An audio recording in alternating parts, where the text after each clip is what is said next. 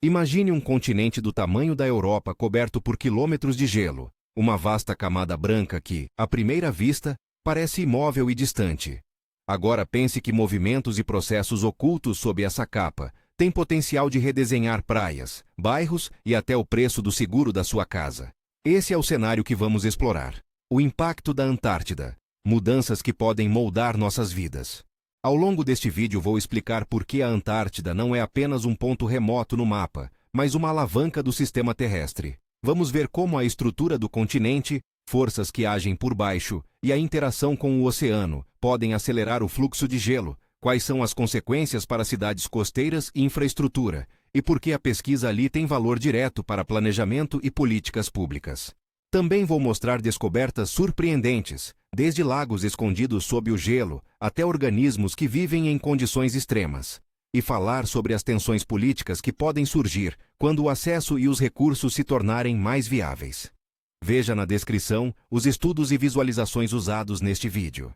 Para começar a entender o problema, é preciso dividir mentalmente a Antártida em duas partes, a porção oriental e a ocidental. A Antártida Oriental é, em geral, mais alta e está apoiada em rocha que fica acima do nível do mar. É, portanto, relativamente mais estável. A Antártida Ocidental inclui áreas onde grande parte do gelo repousa sobre um leito que, em muitos trechos, está abaixo do nível do mar. E essa geometria torna a região mais suscetível a mudanças. Entre essas áreas aparecem também as plataformas de gelo, que são porções de gelo que flutuam sobre o mar, como uma placa que se prolonga a partir da massa continental. Essas plataformas funcionam como um tipo de tampa ou freio para as geleiras. Enquanto estão intactas, seguram o fluxo do gelo que vem por trás. Há, porém, um detalhe que muda tudo: o relevo escondido sob o gelo. Montanhas enterradas, planícies e bacias submersas criam um mapa subterrâneo que orienta para onde o gelo vai fluir. Em algumas regiões, o leito afunda em direção ao interior do continente. Isso significa que, se o gelo começar a recuar, pode encontrar um caminho em que o degelo aumenta a velocidade, um efeito que os cientistas descrevem como instabilidade de retroalimentação. Em termos simples, a topografia subglacial determina se uma geleira vai ser retida ou se vai partir em direção ao mar com menos resistência. O mecanismo central que liga o oceano e o gelo é o derretimento basal. O derretimento da base do gelo causado por águas relativamente mais quentes, que conseguem infiltrar-se até as plataformas e bordas das geleiras. Imagine a plataforma de gelo como um plugue ou um freio que impede que uma geleira escorregue livremente. Quando correntes oceânicas mais quentes chegam por baixo desse plugue, começam a corroer sua base. Sem essa tampa, as geleiras se tornam mais livres para deslizar e entregam mais gelo ao mar. Outra analogia útil é a do trenó em cima de óleo. Uma fina camada de água debaixo do gelo age como lubrificante, reduzindo o atrito e deixando o gelo correr mais rápido rumo ao oceano. A água que atua tão eficientemente por baixo do gelo nem sempre vem apenas do mar. Sob quilômetros de gelo, existem lagos e rios escondidos, verdadeiras redes hidrológicas subglaciais. Esses corpos d'água podem se formar por aquecimento geotérmico do leito, pela pressão e fricção do próprio movimento do gelo, ou pela infiltração de sal e água do oceano. Quando um lago subglacial se conecta a uma via de escape, pode ocorrer um escoamento rápido que altera as condições de fricção na base da geleira e acelera seu movimento. Além disso, zonas onde o calor vindo do interior da Terra é pouco maior do que a média funcionam como pequenos motores locais, fazendo o gelo derreter por baixo e facilitando o deslizamento. Esses processos físicos, derretimento basal, lubrificação por águas subglaciais, influência da topografia enterrada e o papel do calor basal, são observados por medições e simulações. Modelos climáticos e estudos de campo indicam que, quando uma plataforma de gelo diminui muito ou desaparece, a resposta das geleiras pode ser uma aceleração significativa do fluxo de gelo para o mar. Isso não é só teoria. Medições por satélite e expedições mostram variações de velocidade em regiões onde a interação com o oceano é mais intensa. O que tudo isso tem a ver com as nossas vidas práticas? A ligação é direta e compostas. Quando geleiras entregam mais gelo ao oceano, o nível global do mar sobe. Mesmo um aumento aparentemente pequeno na média global do nível do mar tem efeitos locais desproporcionais.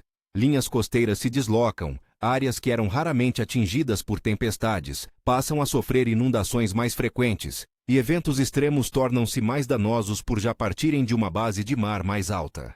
Portos e terminais, que dependem de praias e canais específicos, correm risco de erosão e perda de funcionalidade. Sistemas de esgoto costeiro, redes de energia e estradas podem ser comprometidos por infiltrações e eventos repetidos. E o valor de propriedades à beira-mar e os custos de seguro e recuperação podem subir. Além disso, comunidades costeiras mais vulneráveis enfrentam pressões econômicas que podem levar a migrações internas e à redistribuição de populações, com impactos sociais complexos.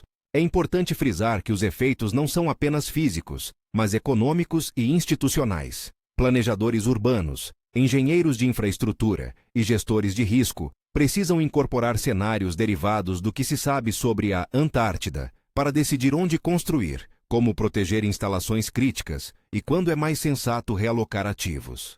Estudos e modelos ajudam a transformar incerteza científica em decisões práticas, por exemplo, ajustando padrões de construção em áreas litorâneas, redesenhando sistemas de drenagem e definindo zonas de ocupação que levem em conta a elevação futura do nível do mar e a probabilidade de tempestades. Ao mesmo tempo em que apresenta riscos, a Antártida é também uma fonte extraordinária de conhecimento. Núcleos de gelo extraídos por perfurações verticais são, em linguagem simples, arquivos de ar antigo.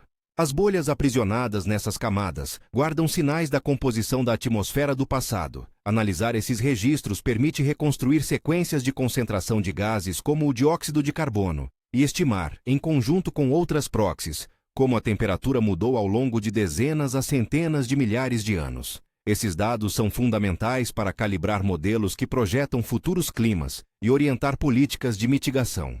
Outro campo em que a Antártida é insubstituível é o estudo da vida em condições extremas. Micro-organismos que persistem em lagos isolados ou em nichos salinos e quentes sob o gelo mostram estratégias de sobrevivência que ampliam nossa compreensão sobre os limites da vida.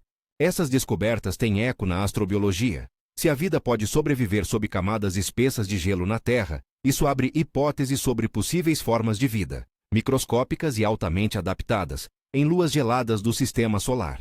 Ainda que essa linha de pesquisa esteja longe de oferecer respostas definitivas, ela alimenta perguntas fundamentais sobre biologia, química e a história da Terra.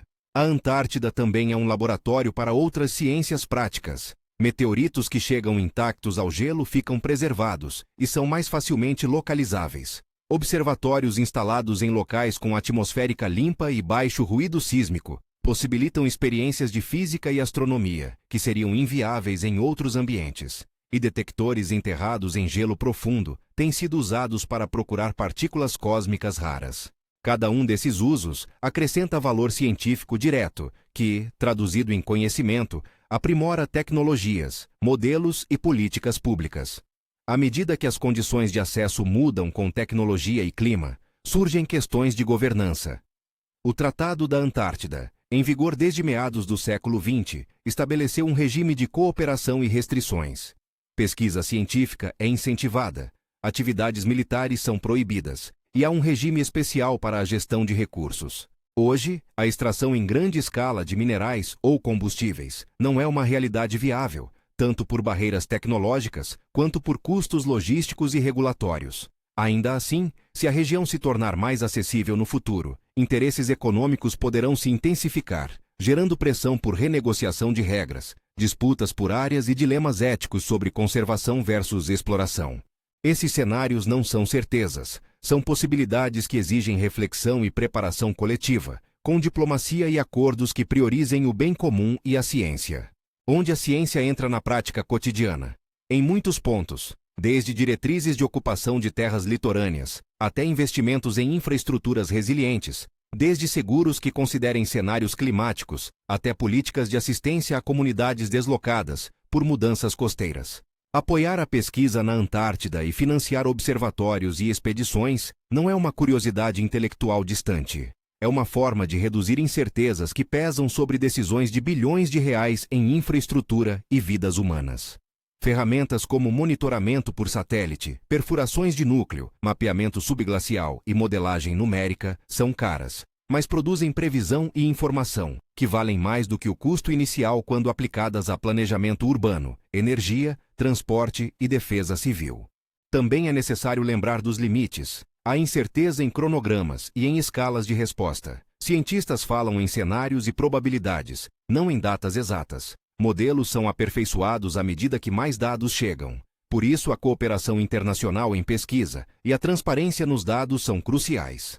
Informação compartilhada melhora modelos, reduz surpresas e oferece bases para políticas mais justas e eficazes.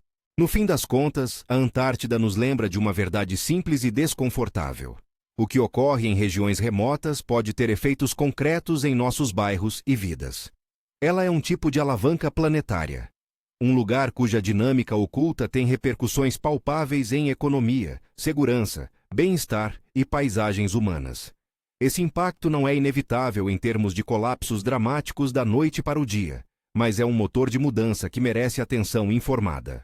Se queremos agir com responsabilidade, precisamos de 3 coisas ao mesmo tempo: ciência robusta para reduzir incertezas, políticas públicas que incorporem cenários plausíveis e planejamento de infraestrutura que considere riscos futuros. Indivíduos também têm papéis: informar-se, apoiar investigações científicas e demandar que decisões públicas sejam baseadas em evidências. Quando tecnologias e modelos melhorarem, teremos mais ferramentas para escolher entre proteger, adaptar ou redesenhar o uso do território. O título que nos trouxe aqui, O Impacto da Antártida, Mudanças que podem moldar nossas vidas, não é uma chamada ao medo, mas um convite à atenção. A Antártida permanece, à superfície, uma vastidão branca e silenciosa. Por baixo, no entanto, há um mundo de forças físicas, águas secretas e histórias climáticas que nos interligam. Responder a isso com ciência, cooperação e planejamento prudente é a melhor forma de transformar risco em oportunidade de resiliência.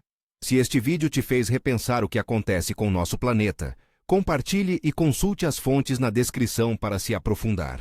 Apoiar pesquisa e cobrar políticas baseadas em evidência é uma forma concreta de cuidar do futuro que, de forma surpreendente, começa em um continente que muitos imaginam distante, mas que já tem impacto sobre as vidas de milhões.